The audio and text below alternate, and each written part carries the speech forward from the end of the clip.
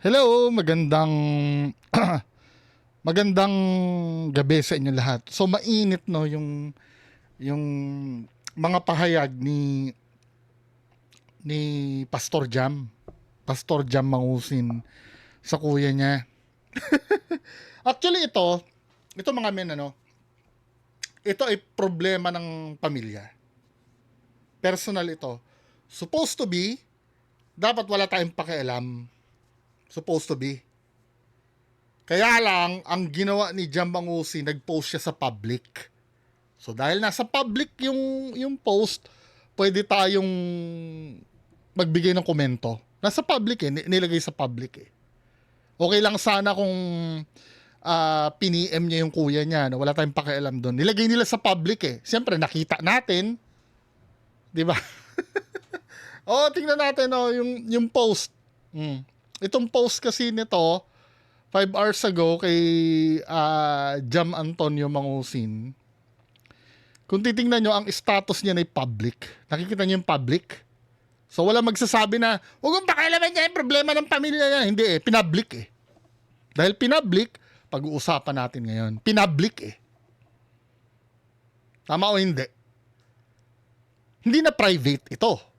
Public eh. Pinost niya sa public. Kasi may mga bugok na baliw na supporter si FLM na hindi na dapat papakialaman daw. Hindi, pinpublic nga eh. Ulitin ko, pinpublic. Kasi may magsasabi na naman, problema yung pamilya, pinpublic nga eh. So, nag-post si Pastor Jam, no? Pastor kasi ito, walang matinong anak na willing ipahiya at ipahamak ang magulang para sa sariling interest. Pero yung mga ganong klaseng tao, walang kwenta kagaya ni FLM, talagang direkta na Kung ako, pilit kong ipinagtatanggol ang magulang ko sa mga taong maalipusta, samantalang ikaw, pilit mong nilulubog sa kahiyan. Correct. 'Di ba? Sige, simulan mo ako, alam mo magiging ending mo. Nako! Pa-interview ka na kay, MG! Pa-interview ka na, di ako takot mamatay. So, kung ako i-interpret ko itong post ni Pastor Jam, alam niya na may capabilities talaga yung kuya niya. Kasi nasasabi niya, hindi ako takot mamatay eh. Alam niya may capabilities yung kuya niya. Siya mismo alam niya, kapatid niya yun eh. No? Yung sinasabi niya kasi dito na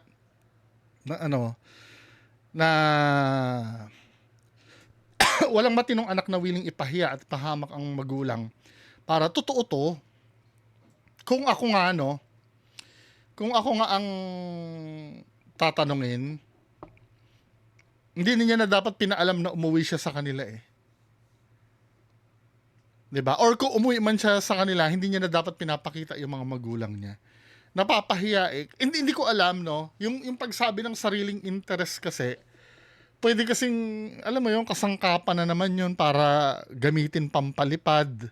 Pwede, no? Hindi ko sinasabing ganun, pero parang ganun eh. Ano pa use? Ba't kailangan ipakita mo yung nanay mo tsaka tatay mo na ganun ng estado? Hindi ko rin talaga nagigets eh. 'Di ba? Alam mong marami kang kalaban as much as possible, 'di ba? Pero swerte ka, yung mga tumutulig sa sayo ay focus lang talaga sa'yo. 'Di ba? Kung may nasasabi man sa magulang mo, actually pinagtatanggol pa nga magulang mo eh. Na pagka nasasangkot si Nanang Remy. Ako nga kahit si Nanang Remy na rin ang tawag ko eh. Kasi 'di ba, respeto na rin sa mga matatanda. Kaya lang yung i-involve mo yung nanay mo do sa social media na alam mo na marami kang kaaway, wala naman talagang matino. Tama ito sinabi ni Pastor Jam, walang matinong anak na gagawin yon. 'Di ba? Magiging subject yung nanay mo ng ng hindi magandang usapin eh. Kahit indirectly, 'di ba? Hindi man diretsahin na yung nanay mo yung nilalait. Kasi ikaw mismo yung nagpapakita ng estado ng nanay mo eh. Ito kasi nangyari kapag ang pinuhunan mo ay kasinungalingan, yung kung ano-anong pinagsasabi mo, prinsesa ng Cordillera, ah, may mansyon, nasa hacienda, etc. etc. Tapos biglang makikita ng tao, ganun. Hindi naman masama yon na wala tayong magagawa kung ganun talaga magulang eh.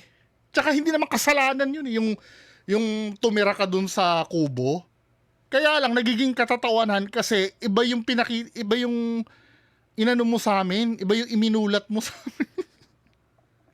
Di ba, men? Yung lalo na sa mga supporter mo, todo build up mo. Minsan nga nasabi mo yung family mo nasa States eh, ikaw na lang ang naiwan dito, tapos biglang, di ba? Actually, sa totoo lang, kung iisipin mo, hindi naman talaga napahiya sila Nanang Remy at pastor, si Tatang Gilbert, hindi naman sila napahiya eh. Ang napahiya ikaw, Tito Norman, ikaw yung napahiya. Kaya lang syempre, dahil ikaw yung napapahiya, pangalan ng tatay mo yung carry mo, pangalan ng pamilya nyo, damay ang buong pamilya mo sa kahihiyan. Yun ang hindi mo naiintindihan. Every time na may ginagawa ka, kahit hindi sila kasama, nung nakulong ka, I'm so sure na pahiya ang angkan mo nun. Wala nga lang pakialam sa'yo yung angkan mo nun kasi parang tanggap na nila na ganyan ka talaga.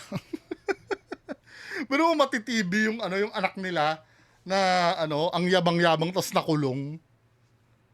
'Di ba? Buong angkan mo yung napahiya doon.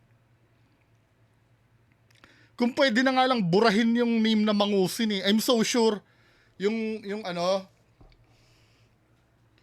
principal mong kapatid, feeling ko yun eh, panay ang tanong doon ng mga tao eh, feeling ko lang. Every time na narinig, kasi yung branding ng Mangusin talaga sirang-sira dahil sa'yo. Parang naging synonymous na siya sa hindi magandang hindi magandang imahe. 'Di ba? When you say ganito yan excuse me.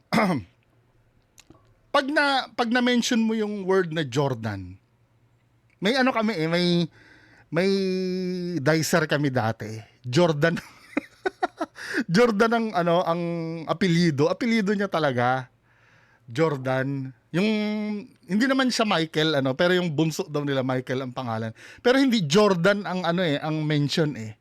Hordan eh. Anong name niya ba nun? Joseph Hordan.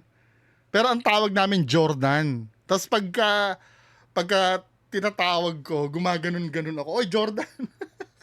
Pero kita mo, ibig ko sabihin, ano bang ibig ko sabihin? May nagiging yung apelyido kasi pagka nakilala ka doon sa larangan na yon, nagiging synonymous kasi sa iyo isang bagay. When you say Jordan, 'di ba? Ang magri-ring sa isip mo basketball. Ano pa bang apelyido na na Rizal? Hindi naman apelyido pero meron naman akong kakilala, Rizaldi ang pangalan. Pero pag nami-mention yung Rizal, Bayani agad na naiisip mo eh. Or Marcos, iniisip mo na agad. Yung katulad doon sa'yo, Marcos. Diba? Yung iba, ang tingin sa Marcos, magnanakaw. Yung iba naman, dakila. Diba? Or Aquino. Kasi ang nagpipaint sa pangalan ng isang tao, yung ginagawa niya. Pero tingnan mo men, yung Mangusin,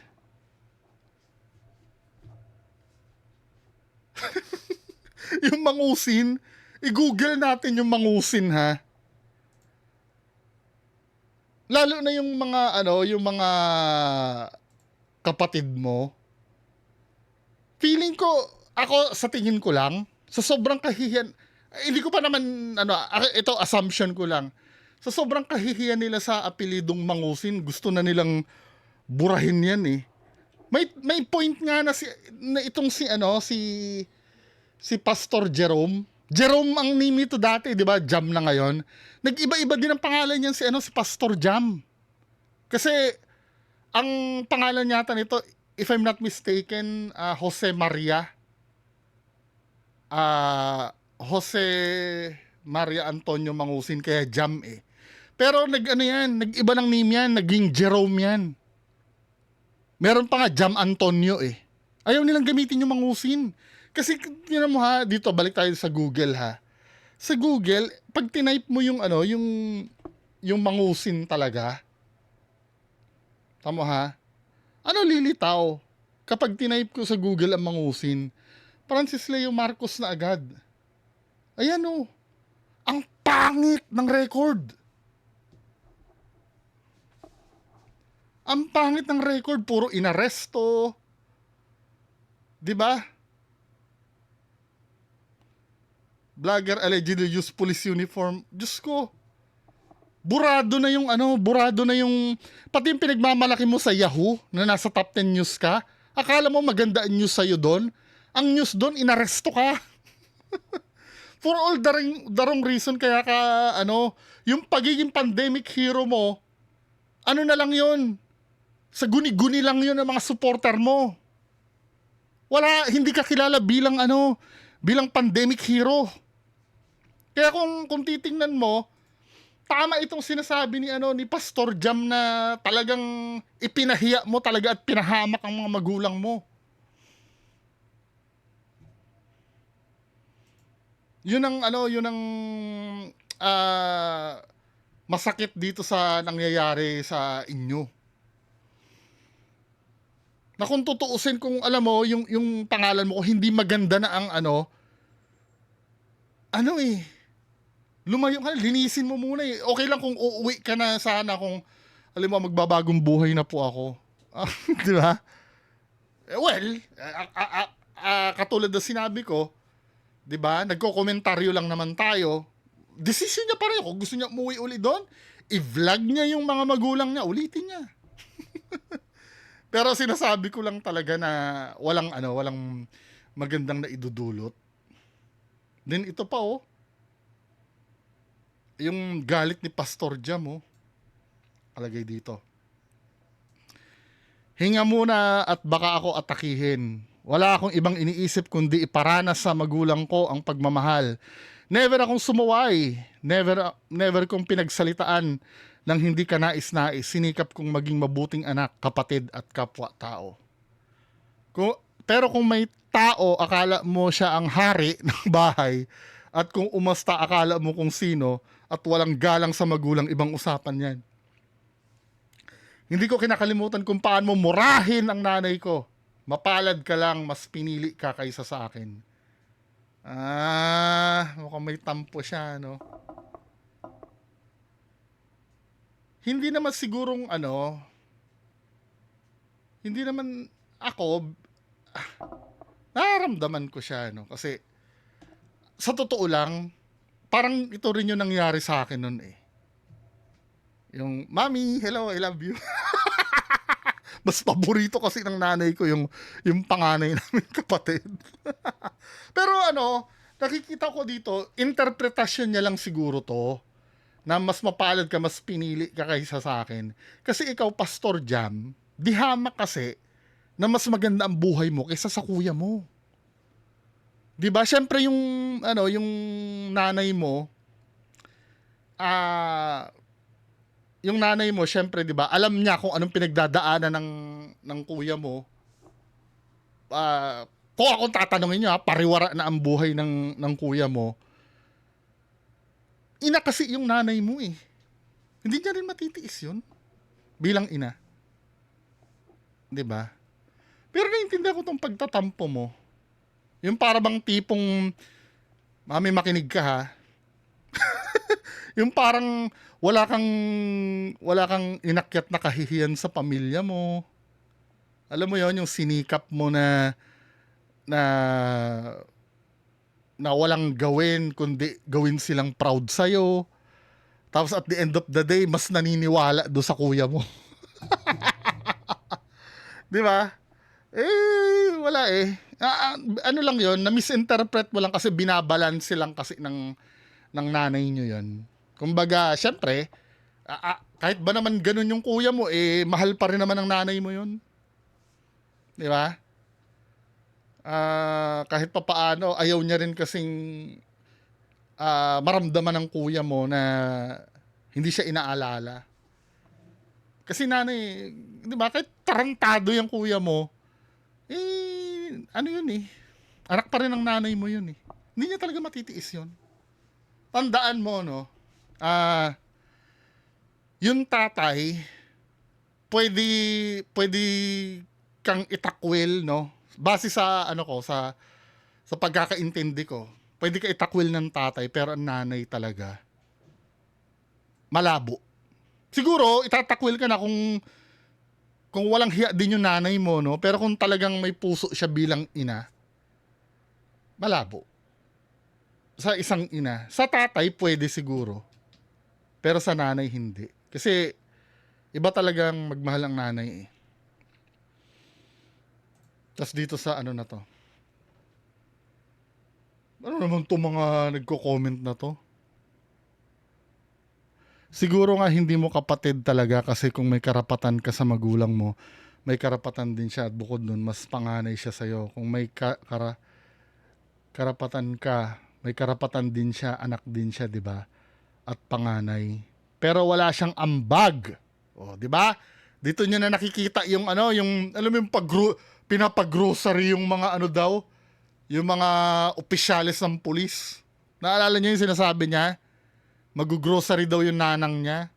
Mga pulis daw yun. Sabi ni Jam, ito kapatid na mismo yung nagsabi, pero wala siyang ambag. Anong karapatan ang pinagsasabi mo? Anong pinagsasabi mo na lang, nagkakasakit ang magulang namin, asan siya? Di ba nagyayabang sa iba? Ganun lang yun. Totoo to. Sa 6 years, bagamat hindi naman ako parte ng pamilya nila, sa 6 years, 6 na, sa bagay, pang 6 pa lang ngayon, sa 5 years, 5 Pasko, di ba, lagi naman nagla-live yan eh. Di ba? 5 Pasko naming hindi nakita yan na umuwi sa nanay niya. Makakasama niyan ibang tao. Kasi ito yung sinasabi ko kasi na may hinahabol kasi si Tito Norman na patunayan na alam mo yon, kahit yung mga mismong Marcos wala namang pakialam sa kanya kung sino siya, mas pinagpupumilitan niya, isiksik niya yung sarili niya doon. For example, yung libing or yung burol ni Barba na pinagkakalat niya na nag-alaga sa kanya nung bata siya. Ipipilit niya yung sarili niya doon sa burol para masabi lang na nakamag-anak siya. Ipipilit niya magpa-picture sa iba. 'Di ba? Ito na nga lang tingnan natin ha. Meron akong ipapapanood sa inyo dito. Ito masakit ito sa isang ina. Maliit ang detalye pero masakit ito sa isang ina. Doon sa lumang video niya, merong video dito yung tour niya sa opisina niya noon. Ito kung mapapanood nyo to, ito ay 2020. Pumunta siya sa opisina niya.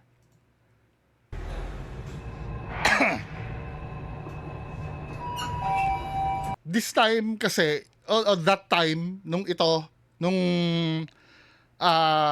siya ay big time, at kilalang kilala siya. 'Di ba may mga recordings na lumabas na ang nanay niya daw ay prinsesa ng Cordillera.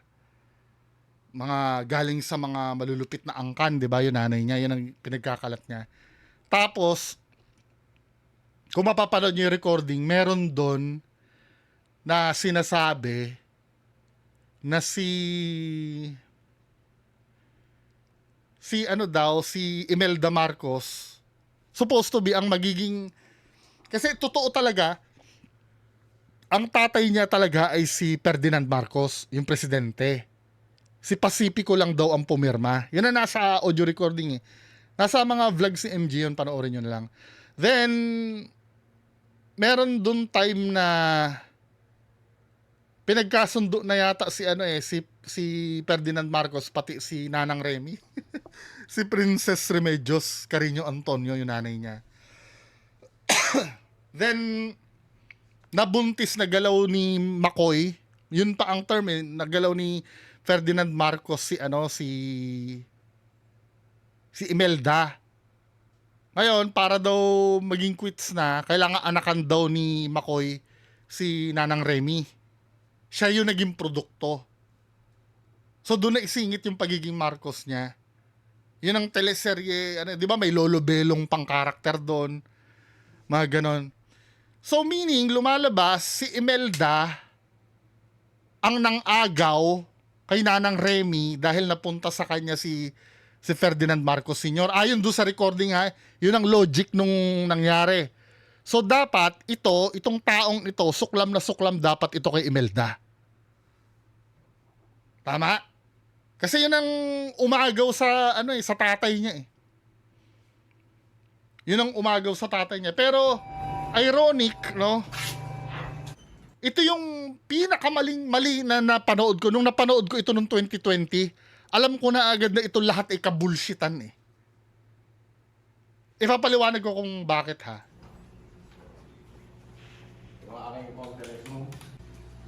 Pinapakita niya yung yung di umano'y bahay niya to. Wala na tong Legrand ito eh.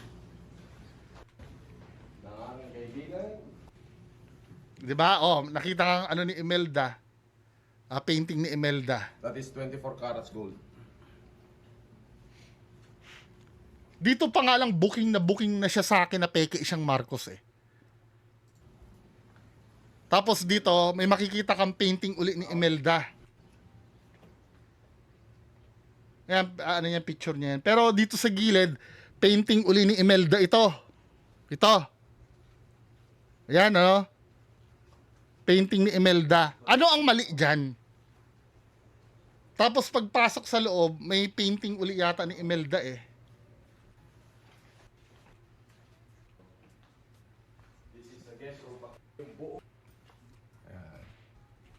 Meron pa dyan mga basta makikita mo dyan, kalat na kalat ang painting ni Imelda dyan. Ano ang mali doon? Si Imelda ay Romualdez. Ikaw ay Marcos. Napaka-awkward nun na yung quote-unquote kabit ng tatay mo, yun ang gino-glorify mo sa opisina. Asan dyan ang painting ni Nanang Remy? Wala, di ba? Dito palang booking na siya sa akin noon. Pero hindi naiintindihan ng mga supporter niya, yung mga baliw na supporter niya, yung detalye na yan. Marcos ka, pero tad-tad ng painting ni Imelda yung bahay mo. Romualdez yun eh. Okay lang sana kung nakikita ko dyan painting ni Ferdinand Marcos. Painting ni Pacifico. Yun dapat ang nakikita dyan eh. Pero wala min eh. Puro painting ni Imelda. May gold pa na Ayan o.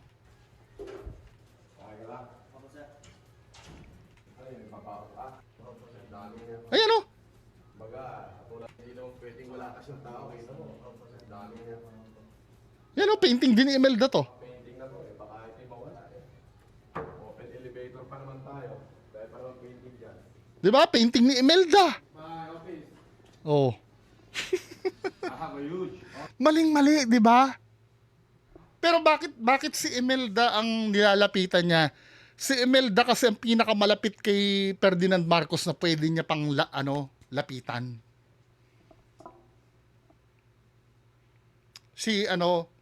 Kahit pa sabihin mo alisin na natin yung istorya na siya ay anak ni Ferdinand. Kahit Pacifico na nga lang. Picture ng tsahin mo. Anak ni Pacifico. Picture ng tsahin mo, i-display mo sa opisina mo. Then may minimension pa siya, si Barba ang nagpalaki sa kanya, yung kapatid ni Ferdinand Marcos. Kahit man lang sana painting ni Barba ang nandyan, masosold out na ako eh. Pero hindi puro picture ni Imelda.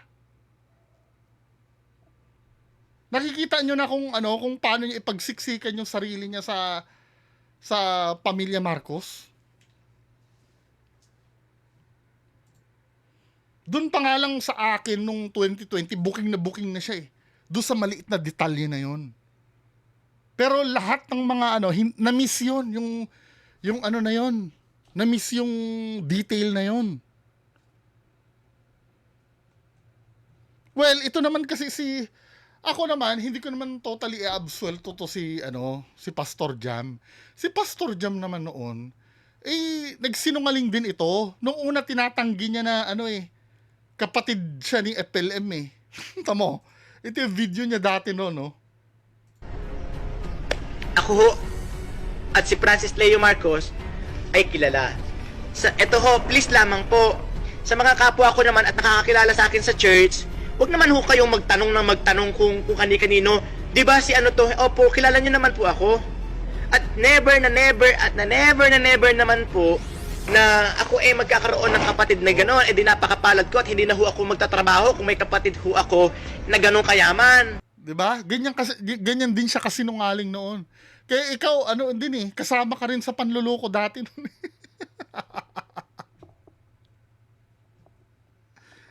'Di ba? Bakit? Kasi kung may kapatid ako na gano'n, bakit hindi ako dumikit at para magsabi sa kanya, o pwede ba kunin mo na lamang ako? Tama ho ba?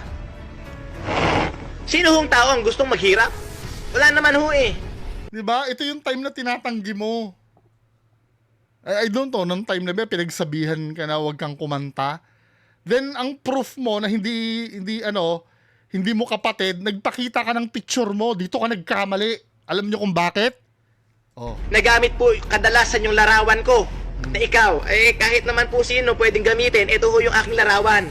Yan kamukhang ni FLM mo. Ano ba? Hindi na kailangan ng DNA testing dyan eh. Tapos sinatanggi mong kapatid mo. Kaya nung 2020 tawa kami ng tawa dito eh. Diyos ko naman. Tignan nyo hong mabuti. Ito pa yung isa. Ito ho, yung sobrang napakaitim ko. FLM mo. Tapos tigas tanggi ka. Na ikaw kapatid ni FLM. Ano ba? Nangunsinti ka rin ng kapatid mo eh. Tapos nung nagkabukingan na ng husto, ito na yung sinasabi mo. Now, hindi ko siya dinideny. Nagkaroon lang ako ng pagkakataon na hindi ako sigurado doon kung siya ba yung kapatid kong matagal kong hindi nakikita. Dininay mo eh. Never ka mo eh. Manang-mana sa kapatid eh. Sinungaling din. Dininay mo.